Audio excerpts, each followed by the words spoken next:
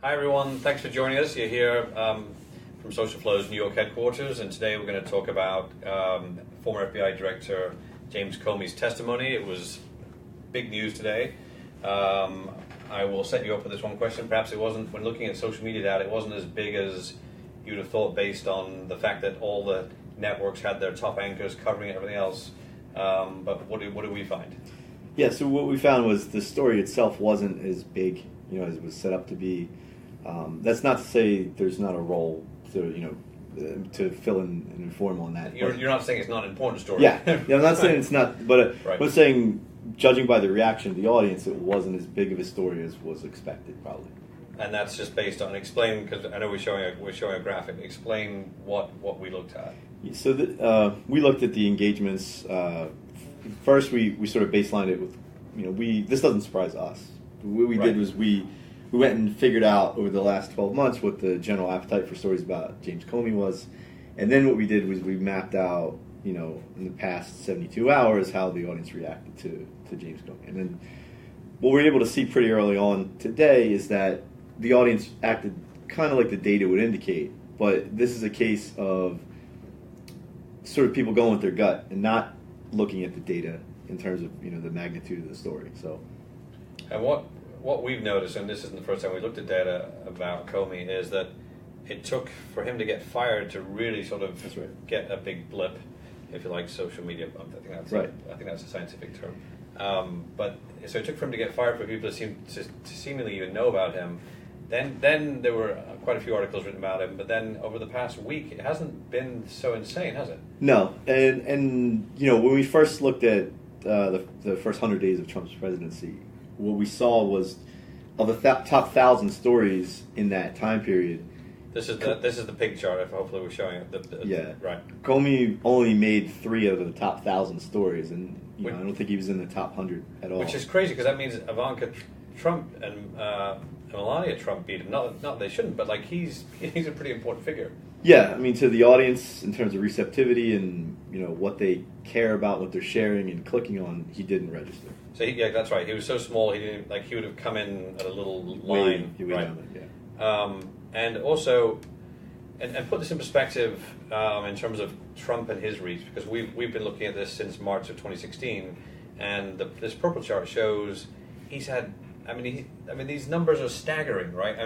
They are big events. It's like first GOP debate, calls for a total ban on Muslims. Right. But, this is, I don't want to say, these are gargantuan compared to what we've seen for anyone else in terms of... the audiences that news about him assembles are right now in parallel.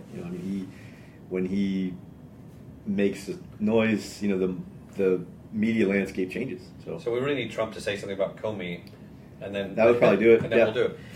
One other thing is we looked at the because our CEO was did a TV broadcast today, and we were asked to look at the top trending stories of the week and see how they compared to Comey. And we looked at the top 1,000 stories, trending stories, which top 1,000 for all the stuff we see means they've got to have some pretty serious engagement. And 3 million or more.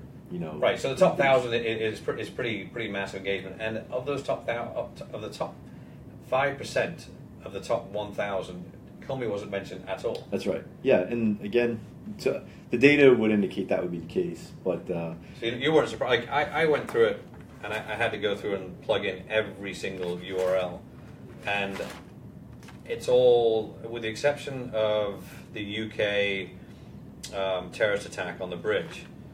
Everything else is lifestyles. I have pages and pages of stuff that's just like lifestyles. Lifestyle, celebrity news, TMZ, cooking. TMZ, Time. It's a e-news. There's a lot of match of the day. There's a lot of match of the day stuff. People, but there is some BBC stuff in there, but nothing about Comey, which I found. I know you didn't find it surprising because of the data, but still, when you went through it, it's like it's almost like. The stuff that you see that did really, really well almost mirrors what you see on morning news shows. It seems a lot more fluffy. Yeah, that's not a value judgment on how important the story is. It's just one of those things where that's what the audience wants to consume at that point in time. And I think we're starting to get into a question about the ethical, strategy of media. what is the role of media now and where is it heading? And if you're an informative news outlet, how much weight do you give to the proposed return versus the duty to inform? And it's sort of using data can help you figure out where your audience's attention is, but maybe for the purpose of figuring out where you need to bring things to light. I can tell you from my TV experience, it's like the constant push and pull over.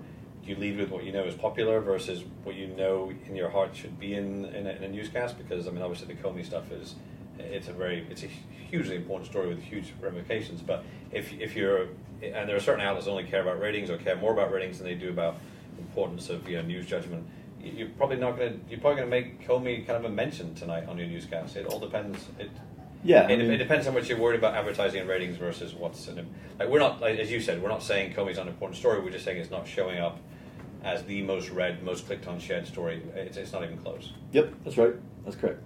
All right. Well, we're gonna pull some more data this afternoon and find out how Comey was doing in terms of on social media while the hearings were happening, and we're going to share those tomorrow. You'll probably be able to see those on Axios because they're interested in the data and we're pulling it for them. So stay tuned. Thanks, everybody. Thanks.